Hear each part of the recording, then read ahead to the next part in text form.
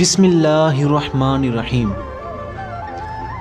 جو مزہ، جو سکون نماز میں ہے وہ دنیا کی کسی بھی چیز میں نہیں ہے۔ نماز ہے کیا؟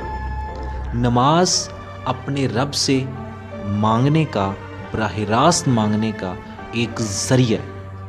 اب رزق تو کافروں کے پاس بھی بہت زیادہ ہوتا ہے، بے تحاشا ہوتا ہے، لیکن جو نماز کی وجہ سے رزق ملتا ہے نا، وہ برکت والا ہوتا ہے، اور برکت کبھی ختم نہیں ہوتی۔ اس لیے نماز کو اپنا ساتھی بناؤ، ہر موڑ پہ، کسی بھی حال میں نماز کو مت چھوڑو، نماز کو کبھی نہ چھوڑو۔ اور ہم جب نماز میں کھڑے ہوتے ہیں تو اللہ اکبر تکبیر کہتے ہیں۔ اب تکبیر کہنے کا کیا مطلب ہے؟ اللہ سب سے بڑا ہے، اللہ سب سے بڑا ہے، میری جائیداد، میری کاروبار، میری ساری چیزیں چھوٹی ہیں، وہ اللہ سب سے بڑا ہے۔ تو ہمارا جو خیال ہے وہ صرف اور صرف اللہ کی طرف ہونا چاہیے۔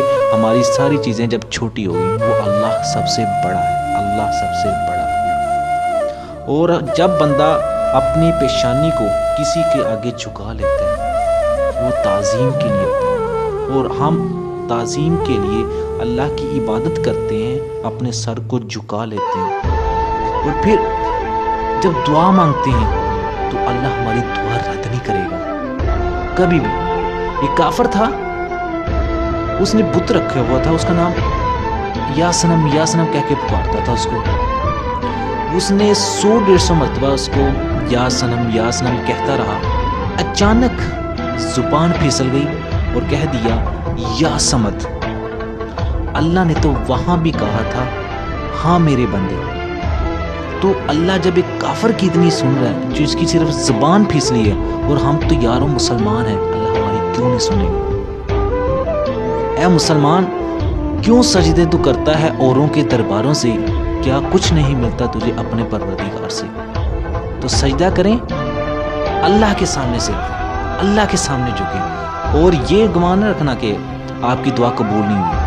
آپ کی دعا ضرور قبول ہوتی ہے۔ اس کی پہلی نشانی یہ ہوتی ہے کہ آپ نے جو مانگا آپ کو فوری مل گیا۔ نمبر 2 یہ ہوتی ہے کہ آپ نے دعا کی، فوری وہ چیز پوری نہیں، لیکن آنے والی مصیبت ٹل گئی۔ لیکن تیسرا کہ وہ آخرت کے اندر محفوظ ہو جاتی ہے۔ تو بندہ کہتا ہے کہ یا اللہ مجھے یہ نیکیاں کہاں سے ہیں؟ تو اللہ تعالیٰ فرماتا ہے کہ دنیا میں جو تو نے دعا مانگی تھی وہ اس وقت میں نے قبول نہیں کی تھی، اب کر رہا ہوں۔